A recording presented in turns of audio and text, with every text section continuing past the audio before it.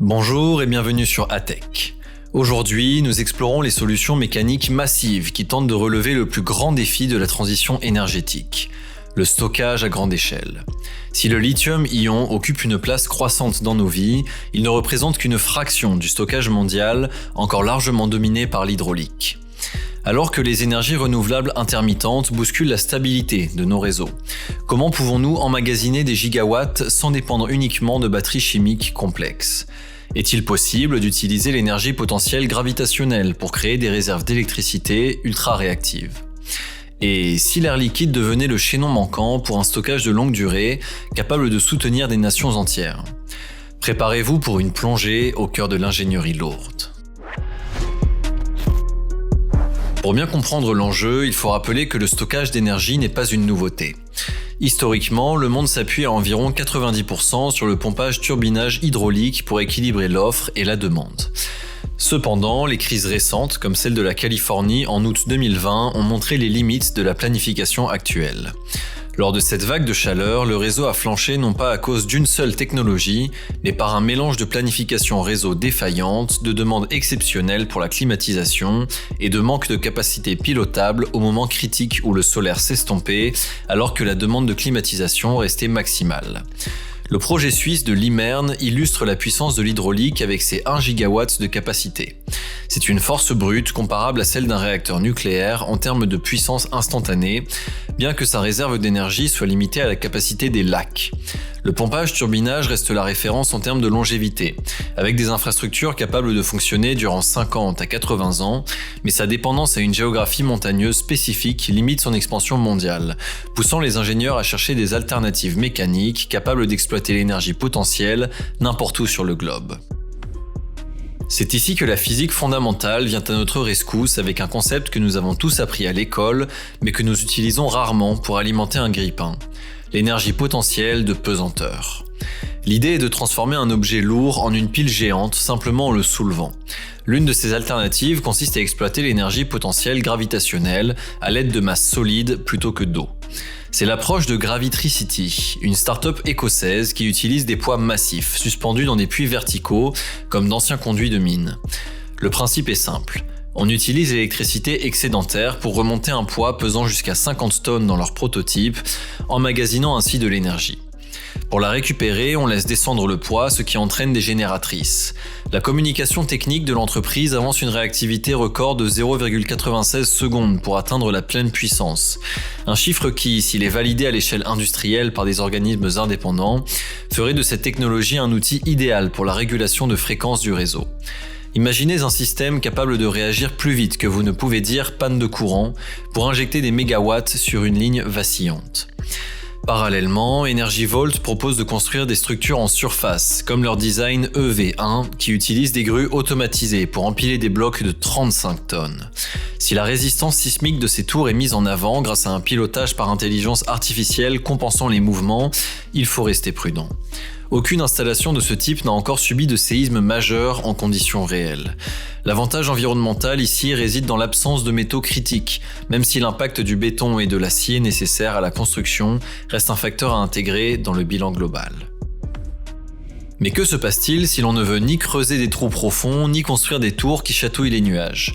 On peut se tourner vers une solution qui semble sortir d'un laboratoire de cryogénie, le stockage par air liquide ou l'AS. La société Highview Power développe des systèmes où l'air est refroidi à moins 196 degrés Celsius pour être liquéfié, réduisant son volume de 700 fois.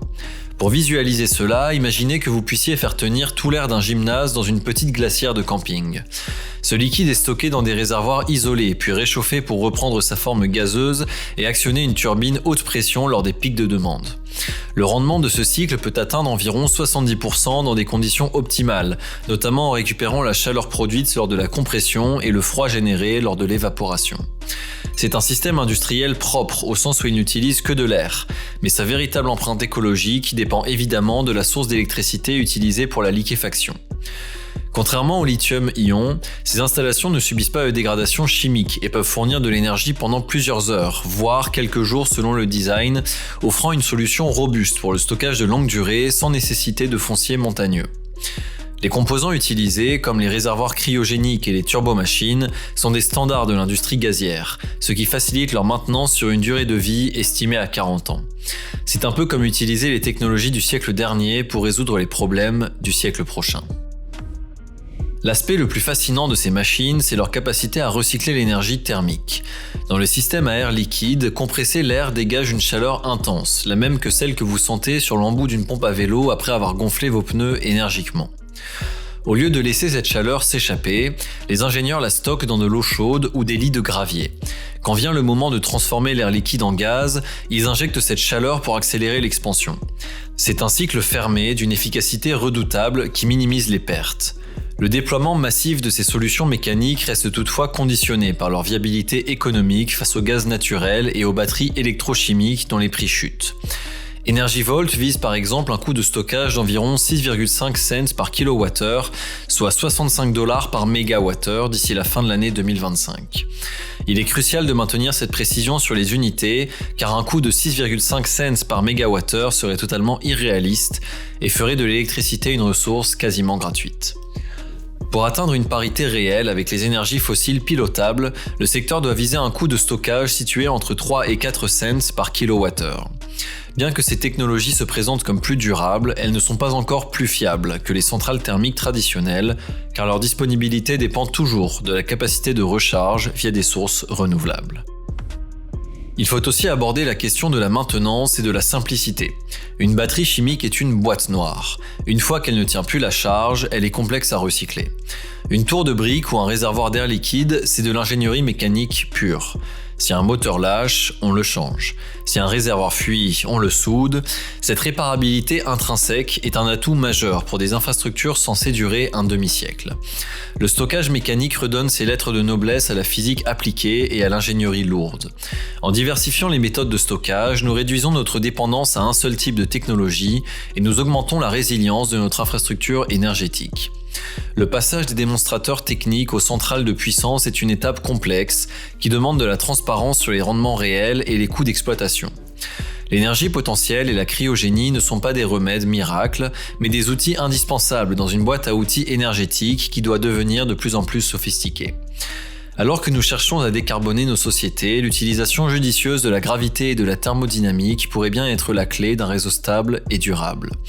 L'innovation ne se trouve pas toujours dans l'infiniment petit des microprocesseurs, mais parfois dans la gestion intelligente de masses colossales et de températures extrêmes.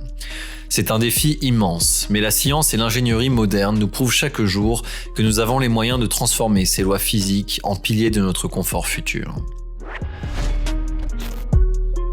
Voilà ce qui conclut ce décryptage. Merci d'avoir suivi jusqu'au bout.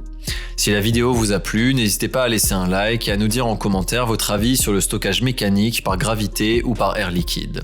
De nouveaux épisodes arrivent bientôt, alors n'oubliez pas de vous abonner à la chaîne et d'activer la cloche pour ne rien manquer. À très vite.